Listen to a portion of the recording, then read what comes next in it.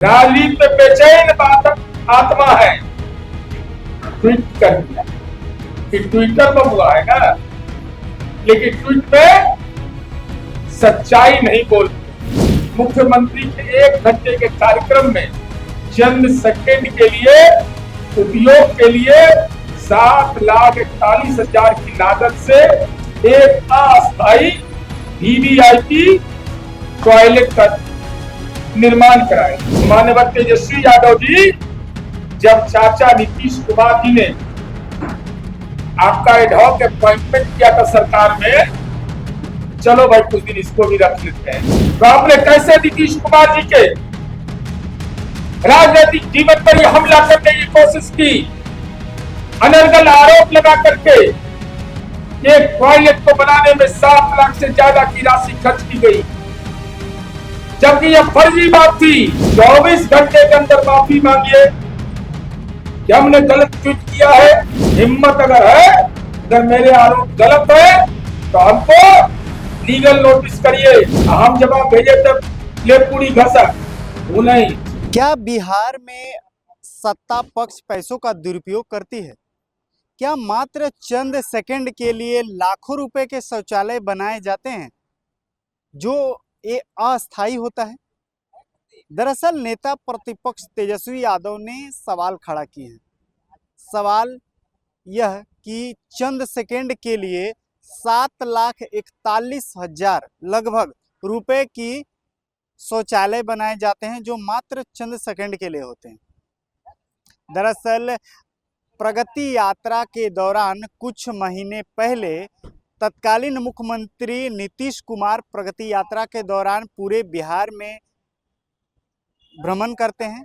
इस दौरान अररिया में जो है वो 7,41,000 के एक शौचालय बनाया जाता है जो वीवीवीआईपी होता है, मात्र चंद सेकंड के लिए बनाया जाता है और उसके उपयोग कर 7,41,000 बर्बाद। यह सवाल खड़े करते हैं नेता प्रतिपक्ष तेजस्वी यादव। उन्होंने सोशल मीडिया में कहा कि मात्र कुछ सेकंड के लिए यह शौचालय बनाया गया। इस पर जो है जदयू के प्रवक्ता और एमएलसी नीरज कुमार ने कड़ी प्रतिक्रिया दी और उन्होंने कहा कि 3,71,000 को नेता प्रतिपक्ष तेजस्वी यादव 7 लाख बना दे रहे हैं।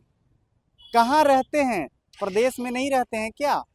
उन्होंने कंगन पर भी सवाल किया। आप जानते हैं कि लालू प्रसाद यादव के जन्मदिन मनाया जाता है, उस पर भोजपुरी कलाकार और गायक को एक कंगन दिया जाता है। इस पर पूरा बवाल छिड़ा हुआ है। इस पर बवाल यह है कि वह जो डायमंड का कंगन है वो कैसे राबड़ी देवी को के पास कैसे होता है, इस पर जांच बैठेगी। क्या कुछ कह रहे हैं प्रवक्ता नीरज कुमार, जरा आप खुद ही सुन लीजिए। का स्वभाव होता है कि जब चोट लगती है तो दवा लेता है, इलाज कराता है, लेकिन हम नहीं सुधरेंगे। ये कसम किसी ने खाया है तो तेजस्वी यादव। कल माननीय लालू प्रसाद जी का जन्मदिन था। हम सब लोग उनके दीर्घायु होने की कामना करते हैं, स्वस्थ होने की कामना करते हैं। हम लोगों की आकांक्षा है कि लालू जी बिल्कुल स्वस्थ रहे, लेकिन पुत्र को भी अपने पुत्री धर्म का निर्वहन करना चाहिए, यह भी हमारी इच्छा है। कल एकादशी का पर्व था, शुभ दिन था, और उस दिन भी तेजस्वी यादव असत्य बोलने से बाज नहीं आए। राजनीति में बेचैन आत्मा है। ट्वीट कर दिया कि ट्विटर पर हुआ है ना, लेकिन ट्वीट में सच्चाई नहीं बोलते। उन्होंने यह ट्वीट कर दिया कि चंद माह पूर्व प्रगति यात्रा के दौरान, और आप लोग भी पकड़ लेते हैं उनके ट्वीट का, पहले जांच उस किया करिए, क्योंकि गड़बड़ झाला इनको है, झाल मुड़ी का असर इन पर पड़ गया है। झाल मुड़ी खा रहे हैं हम लोग, असर इन पर है, एकदम झंझनाल है माथा इनका। इन्होंने कहा कि 4 माह पूर्व प्रगति यात्रा के दौरान मुख्यमंत्री के 1 घंटे के कार्यक्रम में चंद सेकंड के लिए उपयोग के लिए 7,41,000 की लागत से एक अस्थायी वीवीआईपी टॉयलेट का निर्माण कराया गया। सच्चाई क्या है? हम बहुत चिंतित है कि विपक्ष लोकतंत्र का एक हिस्सा है। ये अंक गणित में भी थे। इन्होंने कहा कि एक अपने बात पर कायम रहिएगा तेजस्वी यादव जी, एक अस्थायी वीवीआईपी टॉयलेट, एक नहीं 4। आपको जानकारी का अभाव है। चंडू खाना में आप रहते हैं राजनीति के, आप बिहार रहते नहीं, तो अररिया जिला के कार्यकर्ता से कहां से पुष्ट कर पाइएगा। लेकिन हम तो पुष्ट करने को तैयार हैं। आपने कहा कि एक बना है, हम कह रहे हैं 4 बना।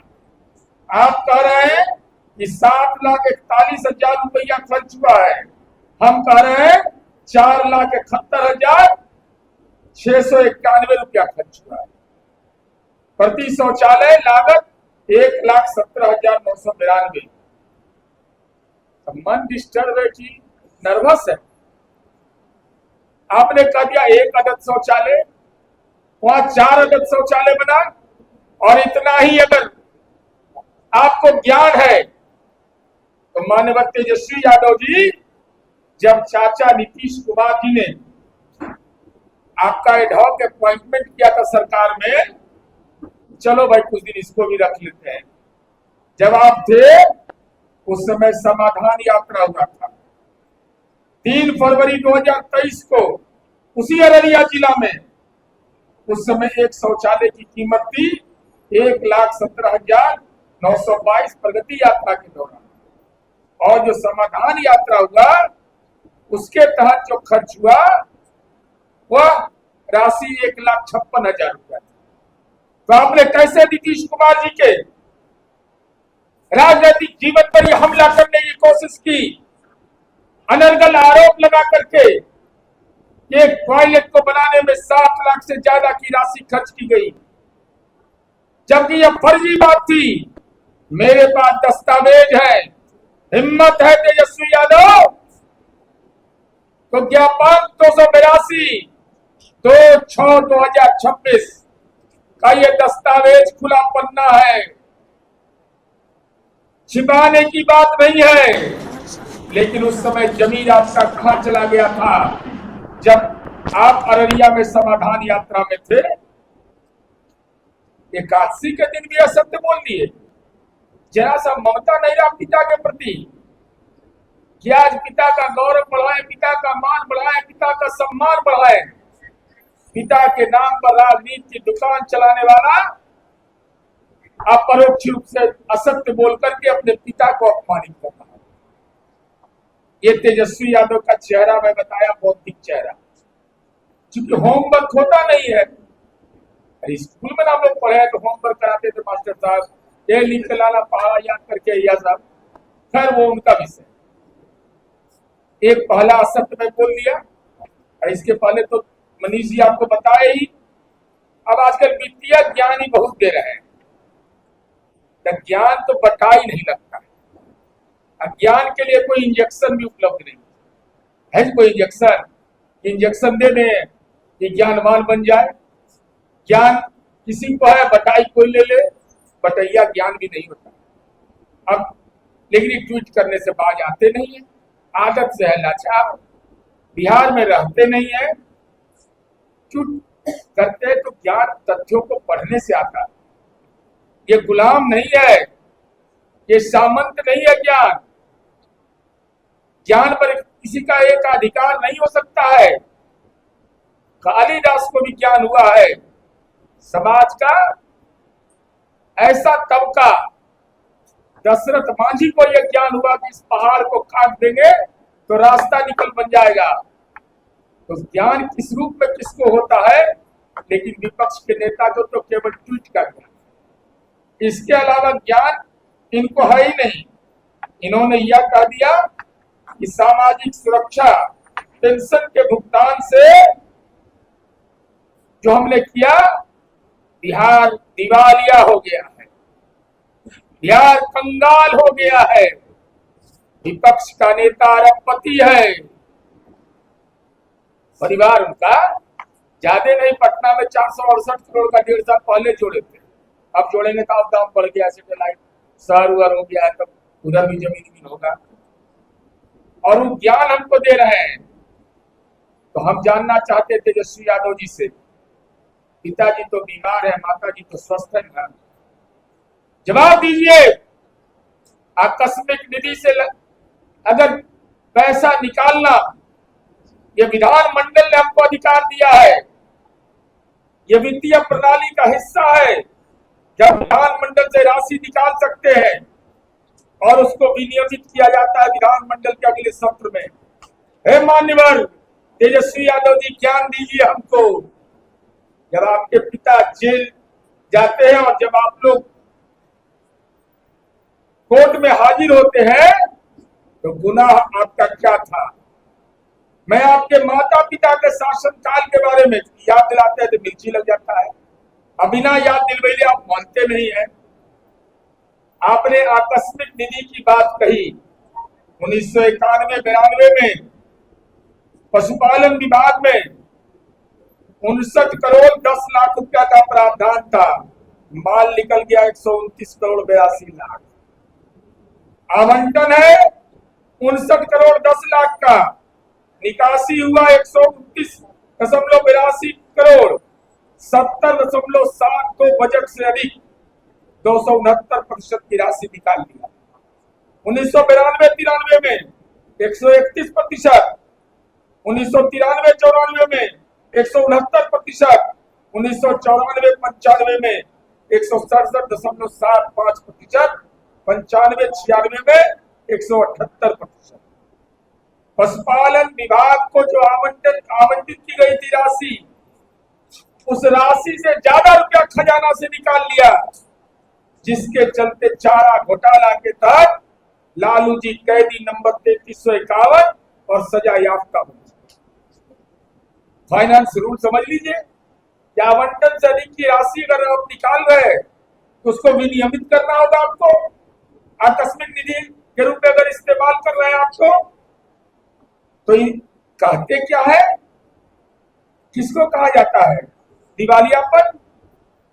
क्योंकि आप बताना आप ही लोग के माध्यम से जरूरी, हम लोग का बचपन तो सुनेंगे नहीं, मिर्ची लग जाता है।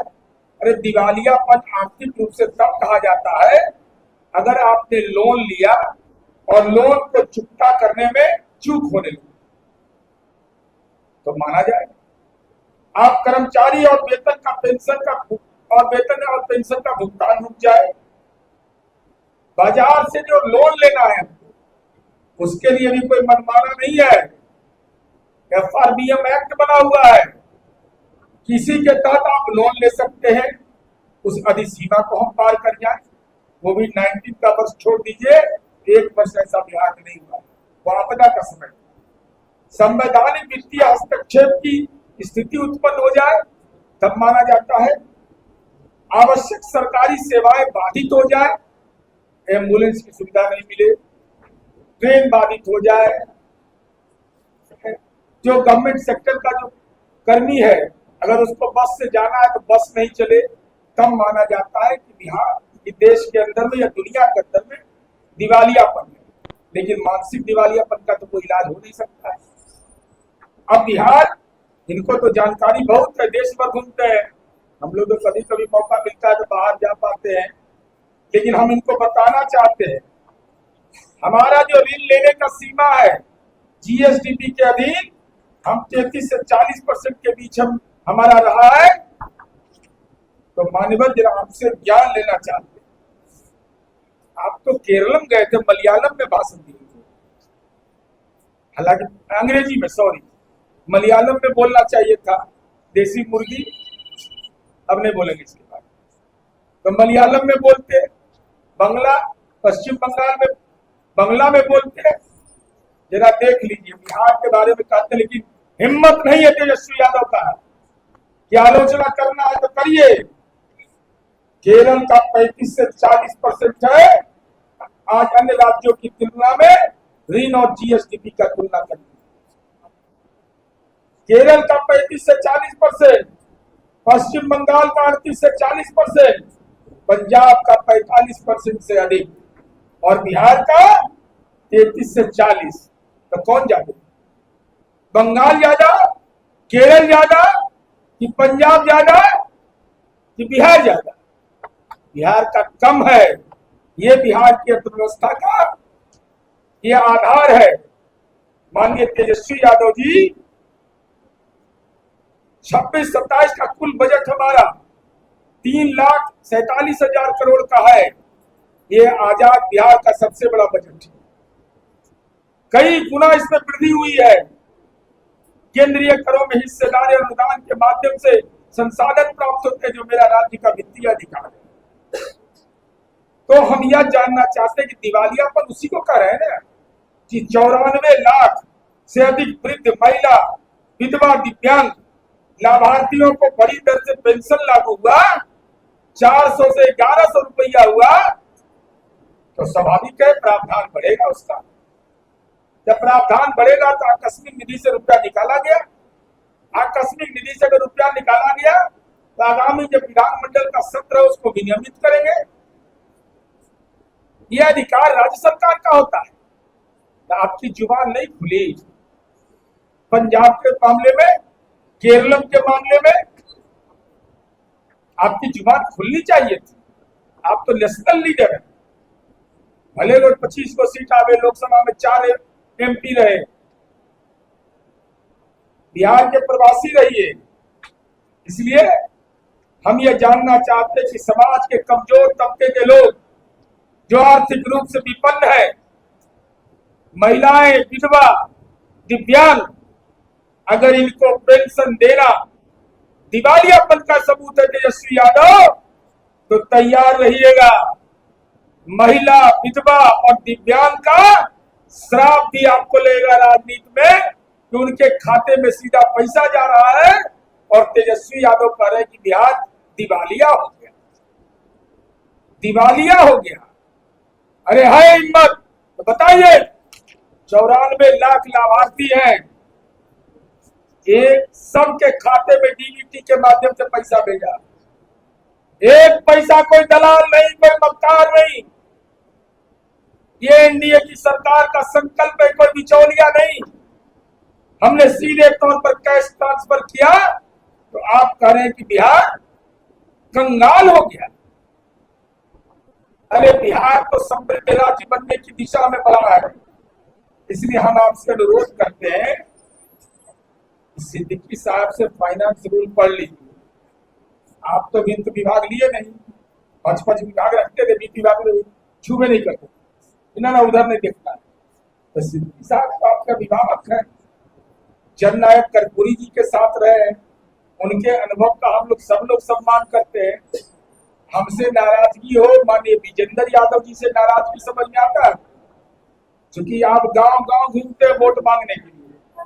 हमारी जानकारी है कि हमारे उप मुख्यमंत्री विजेंद्र बाबू 4 जगह पर मीटिंग करते हैं, 5वां जगह पर नहीं करते हैं।